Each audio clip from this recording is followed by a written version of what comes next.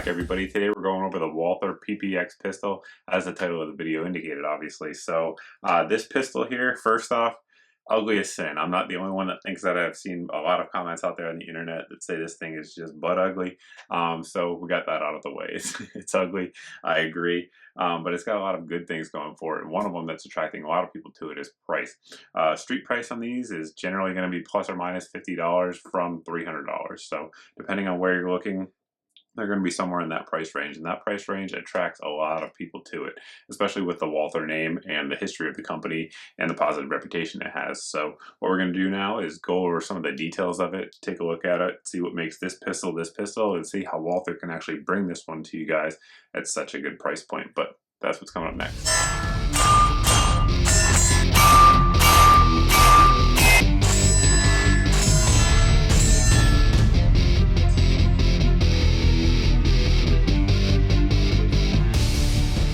Starting up at the front of the gun, you'll note it does have your standard 1913 style rail for touching any sort of lights, lasers, whatever the case may be that you want to. You can see the Enforce APL here. If it's on there, just fine.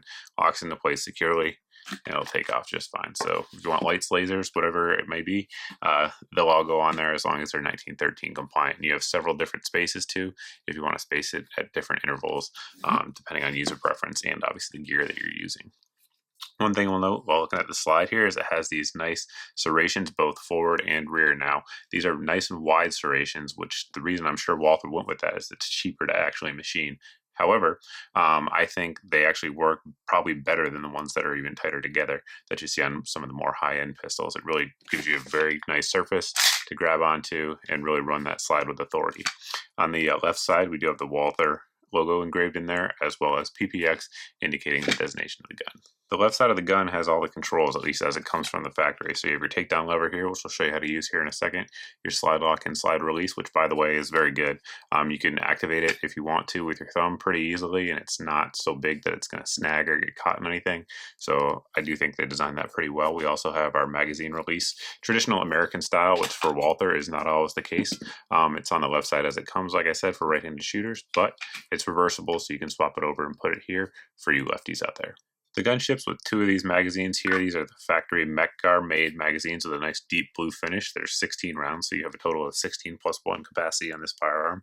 That's going to be a ding on it because a lot of the guns in this category, of course, are going to be 17, 18, or even 19 these days. So is it a big deal? Not really, in my opinion, but just something worth noting versus some of the competitive options out there. Very high quality magazine, though. I'm not going to complain about that at all. The trigger on the gun is very interesting. In my opinion, it's a very good trigger, but Walther calls it a double action only trigger, which I don't think is really truly correct of what it is. Of course, it is a hammer fired gun, which I'll show you here. There's the hammer on the back of the slide, so there's an actual hammer rather than a preset striker, like on some pistols that it's going to be compared against.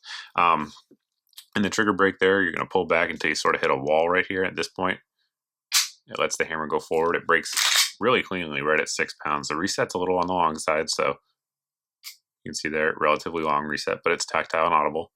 And then you're going to break the shot again. Now, they call it a double action only trigger, but you'll see here, after you fire, you have to actually run the slide, of course, during typical operation of the pistol. The slide will do that by itself, but in order to pull the trigger again, the slide must go back and forward to reset it. So, in my opinion, a good term for it would be a preset trigger, sort of like some of the Daewoo offerings out there.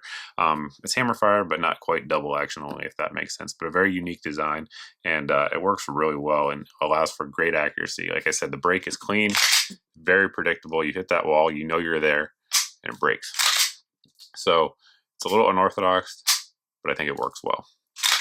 The ergonomics on the pistol are excellent. Many of you may be familiar with its bigger, more expensive brother, the PPQ. If you like that, it's going to feel very similar, and you're probably going to like this as well. Some of you guys that like the BP9, you're going to like this as well. It's similar in terms of the way it feels in the hand for sure. Of course, you'll note here it does have a freakishly high bore access. Just looking at it there, it's very similar to what you'd see on, say, like a High Point, which in my opinion is not a good thing. The gun does come in 9mm and 40 caliber. This is the 9mm version. And in 9mm, the really high bore access isn't that much of a deal, but it is going to give you, of course, a little bit more muzzle flip. But all in all, a 9mm, I don't think it's a deal breaker, especially not at the price point of this pistol. but the ergonomics really are pretty good overall. And just to give you a sort of a size comparison as well as a bore axis comparison, since we're talking about that, we'll look here. We have our SIG P226, and just checking these out. If my camera will zoom here, you'll see the 226 is a very high bore axis pistol, and this one's right there with it. Now, just a comparison as well with a Glock 17, and I suppose this is sort of a size comparison as well. You can see that it's very similar in size to the Glock 17 for sure, but does hold one less round from the factory. Big difference though, it's going to be that bore axis. If we line those up there, you can see there's a very large difference in the bore axis versus the Glock, which has a very low bore axis, of course. From the factory, it comes with 3-dot white sights. They're nothing special at all.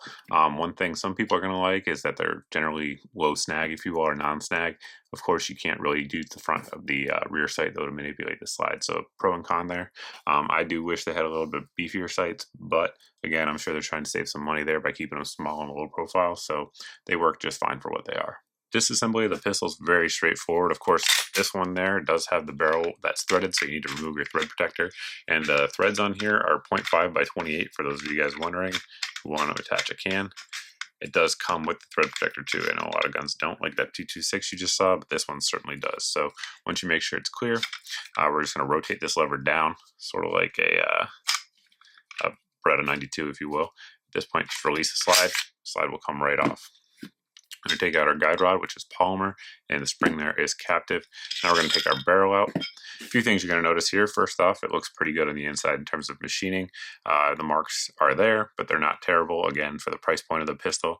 And the slide, barrel, and as well as the frame insert are all finished with a black nitride finish. And nitride's very good. It's corrosion resistant, and gives good lubricity, and holds up well over wear. So I'm definitely a fan of the nitride. It's very similar to what Glock uses on their slides, and I've been singing their praises since the beginning of the channel for that finish. So this one here is really no different there. While I have it apart, I wanted to point out a couple things. First off, we do have that firing pin block right there, which has to be depressed in order for the firing pin to go home. So it does have a safety, although it doesn't have any external safeties, as you guys have probably noticed. One other thing that's very interesting to look in the slide, it's a modular design. You can see there's different pieces that are actually machined and then put together to make the slide what it is. So kind of unique there. Additionally, the barrel has a similar feature there where it's different pieces going into the barrel itself. So multi-piece barrels aren't that uncommon in the industry. The Browning High Power, of course, has had one for decades. The original didn't, but the current ones do. And this one here has a 3-piece barrel design.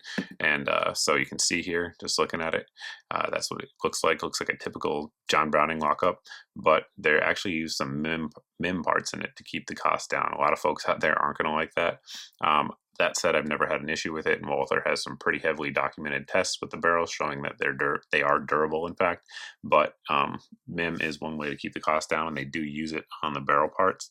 Some other unique things on there to show you as you're looking at it here is that the actual barrel itself has recesses all around it. It almost looks like it has a crown, just for reliable feeding. That's why they put it on there. It's an interesting design that not a lot of guns use, as you can see here with the Glock 17 barrel, to show you what one typically would look like.